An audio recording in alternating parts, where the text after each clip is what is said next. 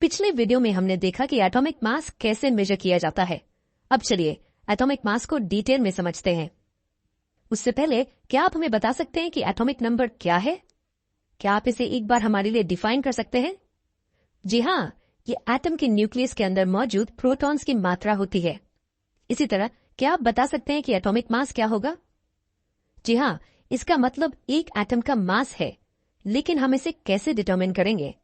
मान लीजिए हमारे पास एक बैग है जो बहुत ही पतले मटेरियल से बना है, इतना पतला कि उसका लगभग अपना कोई मास ही नहीं है। अब हम इस बैग के अंदर कुछ सामान भर देते हैं। अगर इस बैग को एक वेइंग स्केल पर रखा जाए तो क्या हम कह सकते हैं कि बैग का टोटल मास उसके अंदर सभी सामान के मास का सम होगा? जी बिल्कुल। उसी तरह एक एटम का मास उसमें मौजूद सब एटॉमिक पार्टिकल्स की मदद से कैलकुलेट किया जाता है, लेकिन हम जानते हैं कि सभी सब एटॉमिक पार्टिकल्स में से इलेक्ट्रॉन्स का मास बहुत कम होता है, इतना कम कि वो लगभग वेटलेस कंसिडर किए जाते हैं। तो हमारे पास क्या बचा है? जी हाँ, हमारे पास न्यूक्लियस में प्रोटॉन्स और न्यूट्रॉन्स हैं, और हम ये जानते हैं कि इन दोनों का कुछ मात्रा में मास है।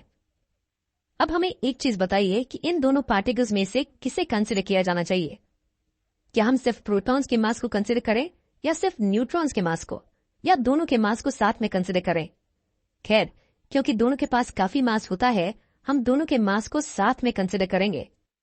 इस प्रकार एटॉमिक मास एटम के न्यूक्लियस में मौजूद प्रोटॉन्स और न्यूट्रॉन्स की टोटल मात्रा होती है। इसे मास नंबर भी कहा जाता है। चलिए एक आसान एग्जाम्पल लेते हैं। एक सिंपल एलिमेंट जैसे कि फ्लोरीन के केस में हम देख सकते हैं कि इसके न्यूक्लियस में 9 प्रोटॉन्स और 10 न्यूट्रॉन्स होते हैं।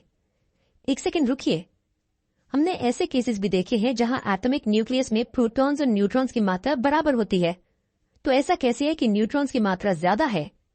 खैर, हमें बताइए कि एडिशनल न्यूट्रॉन्स के मौजूद होने से क्या एटम को कोई फर्क पड़ता है? क्या एटम का चार्ज बढ़ता है या घटता है? बिल्कुल नहीं, कि इसलिए क्योंकि ये न्यूट्रल होते हैं। तो हम एक एक्स्ट्रा न्यूट्रॉन से परेशान क्यों होंगे? फ्लोरीन के एटॉमिक मास पर वापस चलते हैं। हमारे पास 9 प्रोटॉन्स और 10 न्यूट्रॉन्स हैं। इसका मतलब कि इसका टोटल हमें 19 देगा। तो क्या हम कह सकते हैं कि फ्लोरीन का एटॉमिक मास 19 यूनिट्स है? जी हाँ, फ्लोरीन की तरह ही एल्यूमिनियम में भी नंबर ऑफ प्रोटॉन्स की तुलना में एक एक्स्ट्रा न्यूट्रॉन होता है। जैसे कि एक एल्यूमिनियम के एटम में हमारे पास 13 प्रोटॉन्स और 14 न्यूट्रॉन्स होते हैं।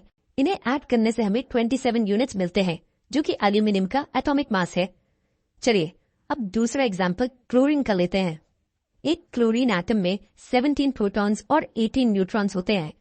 इसका मतलब कि क्लोरीन का एटॉमिक मास 35 यूनिट्स होगा, है ना? बिल्कुल।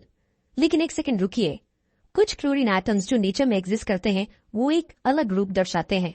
किसी में 17 प्रोटॉन्स और 20 न्यूट्रॉन्स होते हैं। ये हमें क्लोरीन का एटॉमिक मास 37 यूनिट्स देता है। तो इनमें से सही एटॉमिक मास कौन सा है? क्लोरीन के केस में दोनों एटॉमिक मासेस सही हैं। एटम्स जिनमें 17 प्रोटॉन्स और 18 न्यूट्रॉन्स होते हैं, उनका एटॉमिक मास 35 यूनिट्स होता है।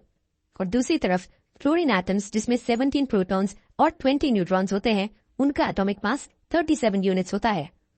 लेकिन अब जो क्वेश्चन हमारे दिमाग में आता है वो ये है कि हमारे पास एक एलिमेंट के 2 अलग तरह के एटम्स कैसे हो सकते हैं?